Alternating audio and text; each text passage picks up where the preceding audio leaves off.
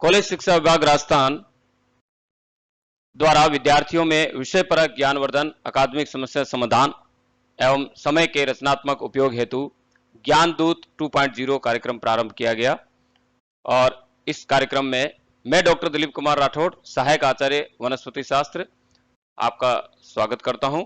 आज के इस व्याख्यान में हम प्रकाश संश्लेषी वर्णक अर्थात फोटोसिंथेटिक पिगमेंट्स के बारे में चर्चा करेंगे। जैसा कि हम जानते हैं कि हमारे चारों तरफ विभिन्न प्रकार के पादप जिनमें अलग अलग रंग की पत्तियां, उनके फूलों का रंग, उनके फलों का रंग हमें दिखाई देता है। तो ये हमारे मन में एक प्रश्न उठता है कि ये कलर जो है ये कहां से उत्पन्न होते हैं। इन सभी रंगों के लिए पादपों में प्रकाश संश्लेषी वर्णक पाए जाते हैं। अब हम आज के इस टॉपिक में देखेंगे कि ये वर्णक जो है उनकी संरचना क्या है, कितने प्रकार के होते हैं, कहां कहां पाए जाते हैं और इनके कार्य क्या है। तो पादपों में उपस्थित विभिन्न वर्णक जो प्रकाश का अवशोषण कर उनको रासायनिक ऊर्जा में परिवर्तित करते हैं, प्रकाश संश्लेषी वर्णक कहलाते हैं। तो हम ये जानते हैं कि लाइट जो है उसका अल्टीमेट जो सोर्स है वो सन है और यही वर्णक इस लाइट एनर्जी को रासायनिक ऊर्जा में या केमिकल एनर्जी में कन्वर्ट करते हैं। तो इनका उपयोग महत्व जो है प्रकाश संश्लेषी वर्णकों का ये बहुत ज्यादा है। अब हम इससे पहले हम प्रकाश के बारे में बात करना चाहेंगे कि लाइट जो है उसको हम डिफाइन कैसे करते हैं। तो एक लाइन में हम ये कह सकते हैं कि विद्युत चुंबकीय विकिरण के वर्णक्रम के दृश्यमान भाग को प्रकाश कहते हैं। और जैसा कि इस स्पेक्ट्रम में हम देख सकते हैं कि यहां पे ये जो स्पेक्ट्रम 7 कलर्स दृश्य प्रकाश जो हमें दिखाई देता है उसमें 7 रंग होते हैं, विबग्योर के नाम से जाना जाता है। और इसमें सबसे लोवेस्ट जो तरंग दैर्ध्य होती है वो हम जनरली मान के चलते हैं कि 400 से 700 नैनोमीटर की होती है। तो जितनी कम तरंग दैर्ध्य होती है उसमें उतनी ही ज्यादा ऊर्जा होती है और जिसकी तरंग दैर्ध्य जितनी ज्यादा होती है उसमें एनर्जी उतनी ही कम होती है। तो हम यूं कह सकते हैं कि यदि इसको इस वे में, इस डायरेक्शन में चले तो यहां गामा रेज जो है ये हाईली एनर्जेटिक रेज होती है, उससे कम x rays, then UV, then उसके बाद में विजिबल लाइट, देन इंफ्रारेड। तो विजिबल लाइट से इंफ्रारेड जो होती है उनमें एनर्जी कम होती है। तो ये तो हम एक स्पेक्ट्रम की बात करते हैं। अब हम बात करते हैं प्रकाश संश्लेषी वर्णकों के प्रकार। तो मुख्य रूप से 2 कैटेगरी है, एक तो इसमें है मुख्य वर्णक और सहायक वर्णक। 2 कैटेगरी में इसको डिवाइड किया गया है। मुख्य या मेन पिगमेंट जो होते हैं उनमें क्लोरोफिल की हम स्टडी करते हैं, पर्णहरित, और सहायक वर्णकों में हम कैरोटीनॉइड्स, फाइकोबिलिन्स, फ्लेविनॉइड्स और बीटा साइन, ये मुख्य रूप से हम इसको आज इस चैप्टर में चर्चा करेंगे। जैसा कि इस डायग्राम में हम देख सकते हैं कि यहां पर ये एक हरित लवक का चित्र है और ये 3D डायग्राम जिसमें हम जानते हैं कि हरित लवक में अंदर जो है ग्रेनम और स्ट्रोमा पाए जाते हैं। अब जो ग्रेनम होती है वो थाइलेकोइड से बनी होती है, बहुत सारी थाइलेकोइड्स होती है, एक के ऊपर एक लग के वो बनाती है ग्रेनम। और हर एक थाइलेकोइड सिंगल मेम्ब्रेन कंटेनिंग होता है, स्ट्रक्चर होती है। तो उस मेम्ब्रेन में आप यहां देख सकते हैं ये क्लोरोफिल मॉलिक्यूल्स जो है इस मेम्ब्रेन में एम्बेडेड रहते हैं। तो ये जो है इसकी जो लोकेशन, इसकी संरचना जो है वो बहुत ही ज्यादा इंपॉर्टेंट है और इनका महत्व क्या है वो भी हम आगे देखेंगे। तो अब हम यहां देखते हैं कि सबसे पहले मेन पिगमेंट में वो है पर्णहरित या क्लोरोफिल। तो सभी प्रकाश संश्लेषी पादपों में उपस्थित वर्णक जो है हरे वर्णक वो पर्णहरित कहलाते हैं और 8 प्रकार के कुल है और 3 जो है वो बैक्टीरिया के अंदर पाए जाते हैं, बैक्टीरियो क्लोरोफिल के नाम से। और इनकी प्रॉपर्टी है कि ये कार्बनिक विलायकों में विलय होते हैं और जल में अविलय होते हैं।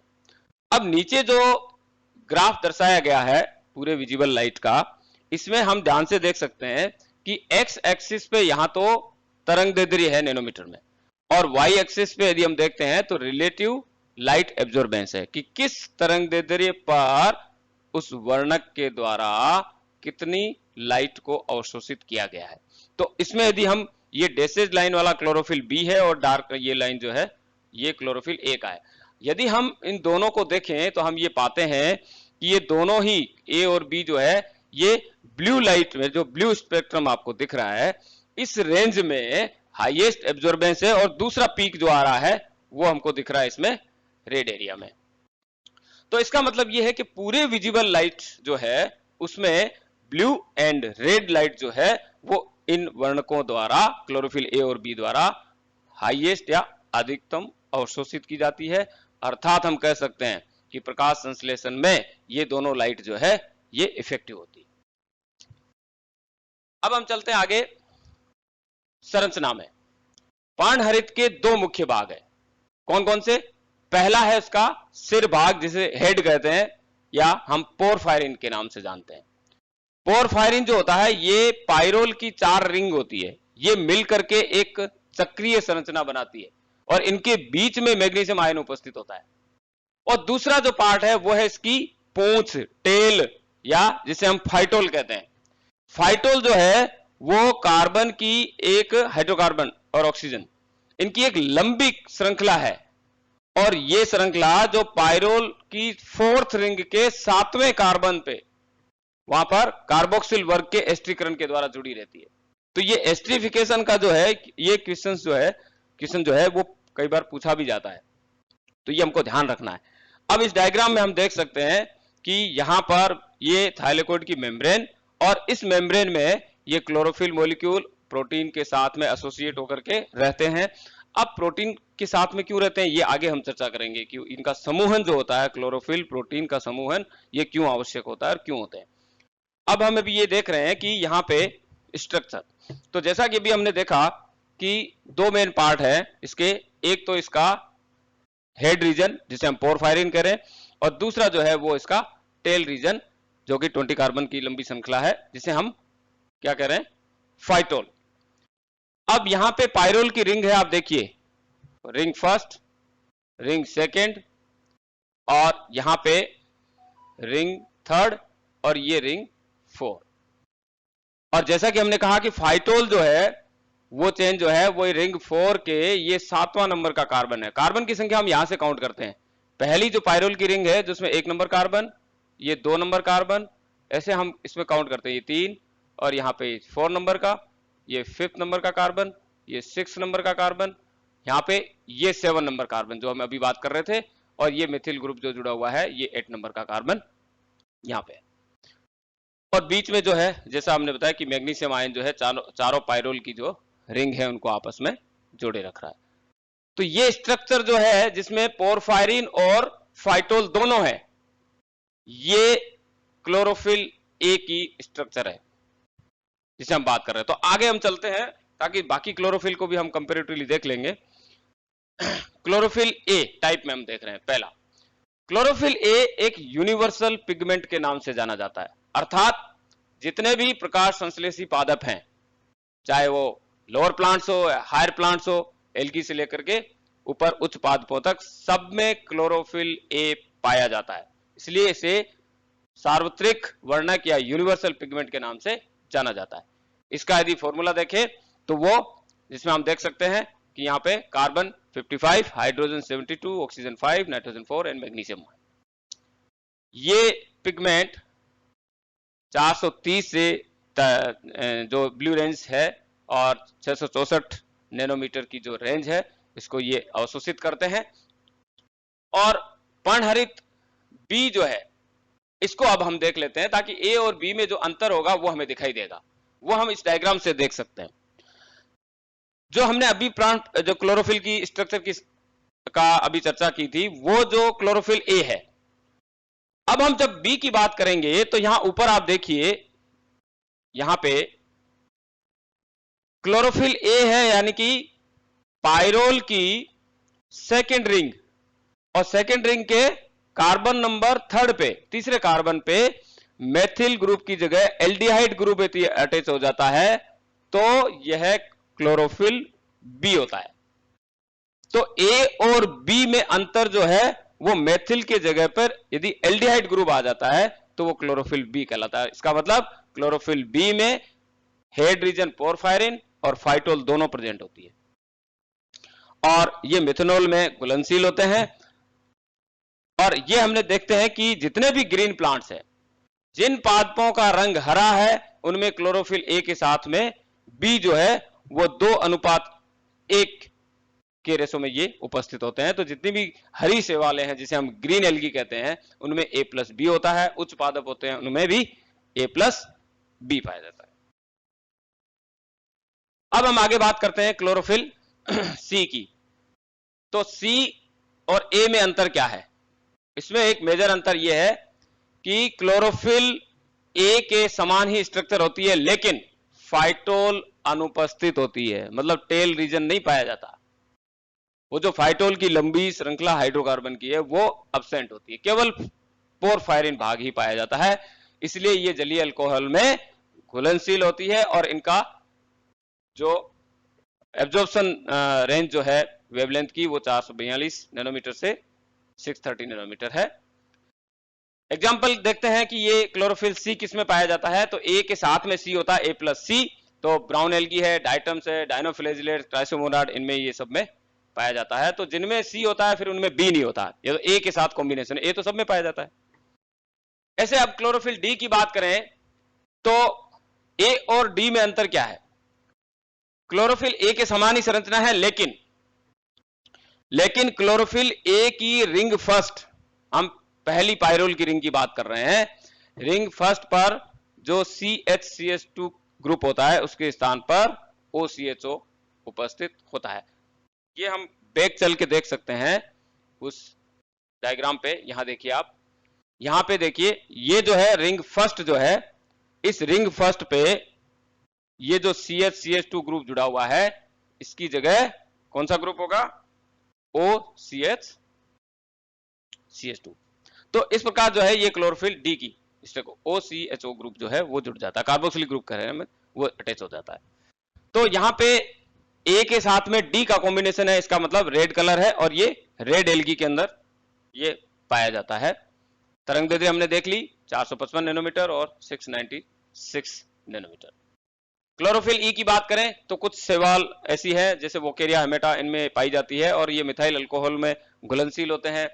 ठीक है, तो ये क्लोरोफिल ई जो है ये अन्य एल्गी के ग्रुप में भी पाए जाते हैं, ये एक अलग प्रकार। अब हम ये देख सकते हैं इस पूरे में क्लोरोफिल के अंदर कि क्लोरोफिल का जो अवशोषण वर्णक्रम या एब्जॉर्प्शन स्पेक्ट्रा है, इसमें लाल व नीली तरंगदैर्ध्य है, इसका उच्चतम अवशोषण है और ये प्रकाश संश्लेषण में सबसे ज्यादा इफेक्टिव लाइट होती है। साथ ही थाइलेकोइड झिल्ली में क्लोरोफिल प्रोटीन अणुओं का समूहन पाया जाता है। अभी हमने पिछली स्लाइड में बात की थी कि क्लोरोफिल अकेले जो है वो मेम्ब्रेन में नहीं होते हैं, ये प्रोटीन के साथ मिलकर के एक एसोसिएशन बनाते हैं और इतना टाइटली पैक्ड एसोसिएशन होता है कि एनर्जी का जो स्थानांतरण होता है, एनर्जी का स्थानांतरण कैसे होता है कि जब हम रिएक्शन सेंटर की स्टडी करते हैं और उसके जब एंटीना कॉम्प्लेक्स की स्टडी करते हैं तो बीच में रिएक्शन सेंटर, उसके चारों तरफ जो है वो क्लोरोफिल होते हैं, उसके चारों तरफ जो है सहायक वर्णक होते हैं। तो कभी भी क्लोरोफिल डायरेक्ट सन से लाइट को एब्जॉर्ब नहीं करता है। यदि डायरेक्ट लाइट क्लोरोफिल के ऊपर आ गई तो क्लोरोफिल का फोटो ऑक्सीडेशन हो जाएगा और नष्ट हो जाएंगे, क्योंकि फोटो ऑक्सीडेशन होता है फ्री रेडिकल ऑक्सीजन के द्वारा। इसीलिए सबसे पहले लाइट एब्जॉर्ब होगी एसेसरी पिगमेंट्स के द्वारा, वहां से लाइट जो है वो ट्रांसफर होकर के एंटीना कॉम्प्लेक्स के अंदर ट्रांसफर होकर के रिएक्शन सेंटर तक आती है। तो इस ऊर्जा के इफेक्टिवली और एफिशिएंटली स्थानांतरण के लिए क्लोरोफिल प्रोटीन के साथ मिलकर के एक टाइटली बाउंड एसोसिएशन बनाते हैं, एक ऐसा एनवायरमेंट क्रिएट करते हैं कि वो एनर्जी जो है वो एफिशिएंटली ट्रांसफर हो जाती है। तो ये जो है एसोसिएशन बहुत इंपॉर्टेंट होता है, इस पे कई बार प्रश्न पूछा भी जाता है। तो जो ऑक्सीजन के मुक्त मूलक होते हैं वो लाइट की प्रेजेंस में यदि ऑक्सीजन है वहां पे तो वो बन जाते हैं और क्लोरोफिल को नष्ट करते हैं, तो उससे रोकने के लिए ये एसोसिएशन जो है ये इंपॉर्टेंट होता है। एक चीज और है कि यहाँ पे एक एसओडी एंजाइम के बारे में भी कई बार क्वेश्चन पूछा जाता है। डिस्म्यूटेज एंजाइम जो है, सुपर ऑक्साइड डिस्म्यूटेज एंजाइम, ये एंजाइम भी यही काम करता है कि क्लोरोफिल को फोटो ऑक्सीडेशन से बचाने का काम करता है। तो ये पहली स्टेज मान सकते हैं कि क्लोरोफिल प्रोटीन का एसोसिएशन जो है वो ऑक्सीजन के मुक्त मूलक को बनने ही नहीं देता है। ठीक है, नहीं बनने देता है तो वो उसका फोटो ऑक्सीडेशन होने से पहले बचाने का काम करता है, एक प्री प्रोटेक्शन का काम है। लेकिन यदि ऑक्सीजन ज्यादा है और बन गया है, फिर उसको रोकने के लिए ये एसओडी एंजाइम जो है ये काम करता है। तो कई बार उसके बारे में भी प्रश्न जो है वो पूछा जाता है, ये हमें ध्यान रखना है। अब हम बात कर रहे हैं सहायक वर्णकों की, जिसमें सबसे पहले कैरोटीनॉइड्स। कैरोटीनॉइड्स जो एक ग्रुप है और पिगमेंट्स का, और ये येलो ऑरेंज फैमिली के नाम से जाना जाता है। कई लिपिड यौगिक और आइसोप्रीन की 8 इकाइयों से मिलकर बना होता है। अधिकतर पादपों के हरित लवकों और वर्णीय लवकों में ये उपस्थित होते हैं। जल में एविले तथा वसा व कई कार्बनिक विलायकों में भी ये विलयशील होते हैं। अब हम इस ग्रुप को यदि डिवाइड करें, देखें तो ये किससे बने होते हैं? ये कैरोटीन्स और जेंथोफिल से मिलके बने होते हैं। तो दोनों का ग्रुप जो है कैरोटीनॉइड कहलाता है। सबसे पहले बात करते हैं कैरोटीन्स की। ये ऑरेंज या रेड ऑरेंज पिगमेंट्स के नाम से जाने जाते हैं और यह केवल हाइड्रोजन और कार्बन से ही बने होते हैं। मतलब कैरोटीन में हाइड्रोजन और कार्बन के अलावा और कोई जो है वो एटम नहीं होते, इसलिए इसे हाइड्रोजन कैरोटीनॉइड भी कहा जाता है। और यदि इसका हम फॉर्मूला देख रहे हैं तो इसमें केवल कार्बन जो है वो 40 और यहां पे 56 जो है वो हाइड्रोजन होते हैं। बात कर रहे हैं हम कैरोटीन्स की।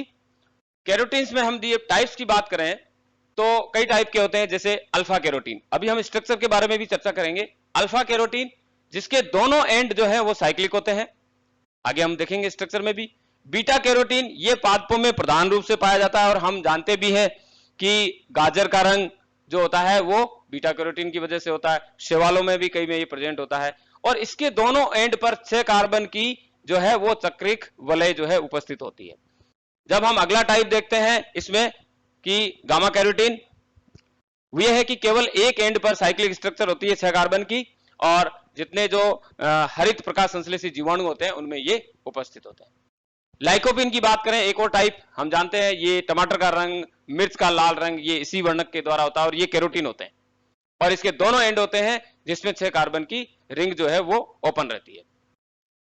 अब हम अगले इसी की स्ट्रक्चर यदि हम देख लेते हैं एक एग्जांपल पे, कि जैसा हमने बात की कि अल्फा कैरोटीन की बात कर रहे हैं कि दोनों एंड जो है साइक्लिक होते हैं। आप देखिए ये आइसोप्रीन की 8 इकाइयों से बने हैं, तो यहां यदि हम बीचों बीच पार्ट करते हैं तो इधर का पोर्शन और ये राइट और लेफ्ट का पोर्शन दोनों एक दूसरे के कॉम्प्लीमेंट्री है, ठीक है, रिवर्स स्ट्रक्चर है। आप देख ले अंतर जो आएगा वो कहीं ना कहीं आपको मिलेगा। जैसे यहाँ पे यदि हम अल्फा कैरोटीन में देखें तो यहाँ डबल बॉन्ड यहाँ है और इसमें डबल बॉन्ड जो है वो इस जगह पे है, बाकी स्ट्रक्चर में कोई चेंज नहीं है। तो ये अल्फा कैरोटीन। आप बीटा कैरोटीन में देख लीजिए, बीटा कैरोटीन में तो यहां पे यदि हम देखते हैं बीटा कैरोटीन में तो ये स्ट्रक्चर बिल्कुल इसमें सिमिलर। तो ये अंतर जो है दोनों में अल्फा बीटा स्ट्रक्चर है। साथ ही हम यहाँ पे लाइकोपिन की स्ट्रक्चर देखते हैं तो यहाँ पे लाइकोपिन की स्ट्रक्चर आपको नजर आ जाएगी। तो इस प्रकार जो है तीनों कैरोटीन्स की स्ट्रक्चर है। और अब हम चलते हैं जेंथोफिल्स पे।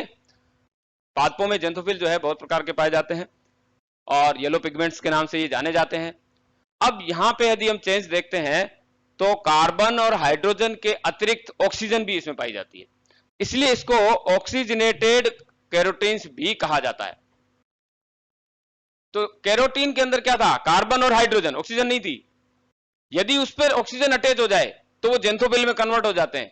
तो एक तरह से हम इसको क्या कहते हैं? Oxygenated carotenes. और ऑक्सीजन जो है वो किसी भी फॉर्म में हो सकती है। वो आप देखिए हाइड्रोक्सिल आयन के फॉर्म में, कार्बोक्सिल के फॉर्म में, मिथोक्सिल या इपोक्साइड के फॉर्म में, किसी भी फॉर्म में हो सकती है। तो पादपों की तो युवा जो पत्तियां होती है, यंग लीव्स होती है, उनमें कैरोटीन्स की मात्रा ज्यादा होती है। और ये उदाहरण हम जेंथोफिल्स की देखते हैं तो ल्यूटीन, फ्यूकोजेंथीन, क्रिप्टोजेंथीन, जियाजेंथीन, वाइलोजेंथीन, ऐसे बहुत प्रकार के जो है जेंथोफिल्स पाए जाते हैं। तो यहां हम देख सकते हैं कि यदि अल्फा कैरोटीन पर यदि ऑक्सीजन अटैच हो जाती है, हाइड्रोक्सिल ग्रुप अटैच होता है या हाइड्रोक्सिलेशन होता है, तो ये ल्यूटीन में कन्वर्ट हो जाता है। और बीटा कैरोटीन पे यदि हाइड्रोक्सिलेशन हो जाए, ऑक्सीजन जुड़ जाए, तो ये जियाजेंथीन में कन्वर्ट हो जाता है। तो कैरोटीन और जेंथोफिल में कन्वर्ट होते रहते हैं इसमें।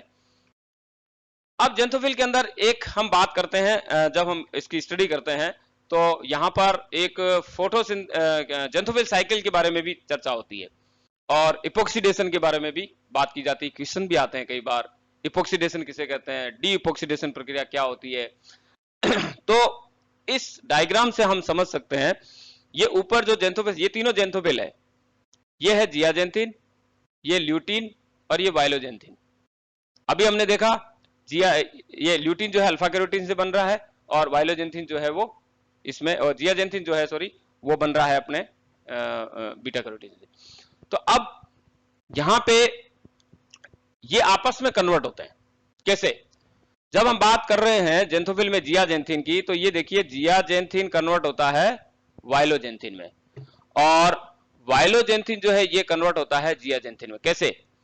अभी जियाजेंथिन पे जो कि केरोटीन से बना है, इस पर अतिरिक्त ऑक्सीजन हाइड्रोक्सिल आयन के रूप में दोनों एंड पर उपस्थित है। आप देखिए इधर दोनों एंड पर हाइड्रोक्सिल आयन उपस्थित है, तो ये कन्वर्ट हो गया जियाजेंथिन में। लेकिन यदि उस समय ऑक्सीजन अतिरिक्त भी उपस्थित है तो वो इपोक्सी ग्रुप के रूप में अटैच हो जाती है। ये देखिए यहां पे एक और ऑक्सीजन है, ये यहां पे अटैच हुई है, ये इपोक्सी ग्रुप कहलाता है, अतिरिक्त ऑक्सीजन। यदि ये एक एंड पे है दूसरे एंड पे नहीं है, तो इसका मतलब वो एक मध्यवर्ती बनाता है, जिसे एंथ्राजेंथिन कहते हैं। लेकिन यदि दोनों एंड पर यदि इपोक्सी ग्रुप अटैच हो जाए तो ये फुल्ली इपोक्सीडेशन हो गया। इस प्रक्रिया को कहते हैं इपोक्सीडेशन, और ये जियाजेंथिन कन्वर्ट हो जाता है किसमें? वाइलोजेंथिन में कन्वर्ट हो गया। और यदि ये इपोक्सी ग्रुप हट जाए तो ये प्रोसेस कहलाती है डी इपोक्सीडेशन, और ये कन्वर्ट किसमें हो जाएगा?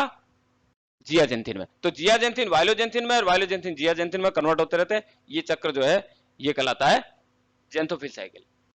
कैरोटीनॉइड्स के यदि हम कार्य देखें तो प्रकाश संश्लेषण में इसके मुख्य कार्य है प्रकाश का अवशोषण कर क्लोरोफिल को स्थानांतरित करना और फोटो ऑक्सीडेशन से बचाने का काम करना। अब हम अदर पिगमेंट्स की बात करते हैं, असेसरी पिगमेंट जो फाइकोबिलिन्स है और ये बिलीप्रोटीन्स के नाम से जाने जाते हैं, सहायक वर्णक के रूप में कार्य कर रहे हैं। और यहां red algae, blue green algae और उच्च पादपों में फाइटोक्रोम जो है वो भी पाए जाते हैं। ये सीधी और पायरुल की 4 ओपन श्रृंखला जो है वो होती है, ये चक्रिक श्रृंखला नहीं है। पायरुल की 4 रिंग होती है लेकिन ओपन होती है।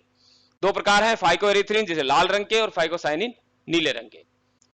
तो प्रकाश के प्राथमिक अवशोषक तथा अवशोषित प्रकाश को क्लोरोफिल को स्थानांतरित करना, ये कार्य जो है इनका होता है। और साथ ही पौधों के विभिन्न अंगों की वृद्धि और परिवर्धन का प्रकाश सुग्राहित द्वारा नियंत्रण इसी वर्णक के द्वारा होता है। अब एक और बड़ा ग्रुप है फ्लेविनोइड्स। तो फ्लेविनोइड्स जो है वो पादपों के विभिन्न भाग, जैसे जो जितने भी रंगीन भाग है, पुष्पदल है, फल है, सहपत्र है, कई रंगीन पत्तियां जो होती है, उनमें जो है उनका जो कारण है वो फ्लेविनोइड्स के कारण होता है, उनमें ये वर्णक पाए जाते हैं। तो फ्लेविनोइड्स के अंदर भी अलग अलग प्रकार के वर्णक होते हैं। ये जैसे उनमें से एक है एंथोसाइनिन, मुख्य रूप से हम इसकी स्टडी कर रहे हैं, यहाँ पे चर्चा कर रहे हैं। एंथोसाइनिन वर्णक जो होते हैं उनकी वजह से ये कलर यहाँ होता है। आप इस डायग्राम में देख सकते हैं अलग अलग कलर के जो फ्रूट्स हैं, फ्लावर्स हैं, पत्तियों के रंग है, इनके कारण जो है ये फ्लेविनोइड्स होते हैं। मुख्य रूप से हम वर्णक में एंथोसाइनिन की बात कर रहे हैं। तो एंथोसाइनिन है क्या? ये जल में घुलनशील होते हैं, कोशिका रस में इनकी उपस्थिति होती है, ये कोशिका रस में पाए जाते हैं, यानी कि वैक्यूल में। अब देखिए आप, एंथोसाइनिन कहां? क्लोरोप्लास्ट के अंदर नहीं है, क्लोरोप्लास्ट में, थाइलेकोइड की मेम्ब्रेन में नहीं है, ये किसमें है? रिक्तिका में और कोशिका रस में और जल में घुलनशील है। सबसे इंपॉर्टेंट है कि ये पीएच के प्रति अत्यंत संवेदनशील होते हैं, पीएच चेंज, कलर चेंज। और इनका तरंगदैर्ध्य देखिए बिल्कुल क्लोरोफिल जो है उनसे डिफरेंट है। ये 475 से 560 के बीच की पूरी रेंज जो है, जहां पे क्लोरोफिल का एब्जॉर्प्शन बहुत कम होता है, वहां इनका अवशोषण अधिकतम होता है। ठीक है, तो ये पिगमेंट नीली व लाल रंग की तरंगदैर्ध्य का अवशोषण नहीं करते हैं। तो एक चीज को हमको यह भी समझना है कि जितने भी रंगीन पार्ट हैं, चाहे वो पुष्पदल हो या पत्तियां कलरफुल हो, तो क्या इनमें फोटोसिंथेसिस होता है? प्रश्न तो उठता है, क्या उनमें प्रकाश संश्लेषण होता है? और हम जानते हैं कि प्रकाश संश्लेषण के लिए क्लोरोफिल जो है वो मेन पिगमेंट है। बिल्कुल होता है।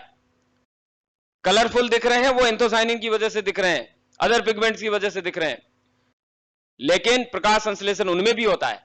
ये आप इस पूरी लाइन से समझ सकते हैं, क्योंकि प्रकाश संश्लेषण में नीली व लाल रंग की तरंगदैर्ध्य इफेक्टिव होती है, जिसका अवशोषण ये पिगमेंट नहीं करते हैं। तो वो आसानी से अंदर चली जाती है और वो क्लोरोप्लास्ट में अवशोषित होकर के फोटोसिंथेसिस का काम करते हैं।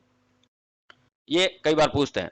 तो हरित लवक में फोटोसिंथेसिस की प्रक्रिया को एंथोसाइनिन बाधित नहीं करते हैं।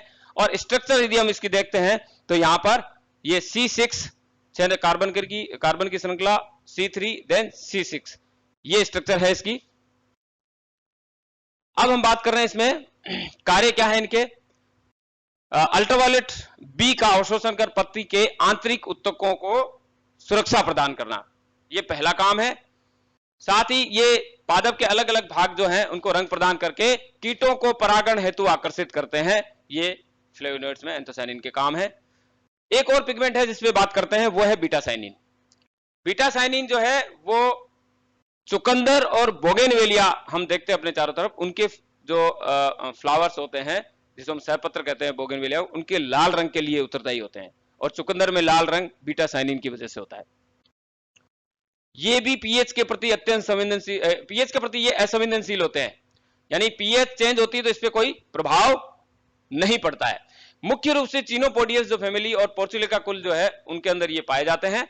तो इस प्रकार अभी हमने पूरे पिगमेंट्स जो हैं उनके मेन और असेसरी पिगमेंट के बारे में बात की, उनके टाइप्स के, उनकी संरचना, उनके कार्यों के बारे में बात की है। ये पिगमेंट जो है ये पादपों के लिए अति महत्वपूर्ण होते हैं, और आज के इस टॉपिक में हम इसको यहीं समाप्त करते हैं। और अधिक जानकारी के लिए जो प्रधान कार्यालय वहां पे आप संपर्क कर सकते हैं, नवाचार एवं कौशल विकास प्रकोष्ठ, आयुक्तालय कॉलेज शिक्षा राजस्थान, शिक्षा संकुल परिसर, Jaipur Rajasthan. Thank you very much.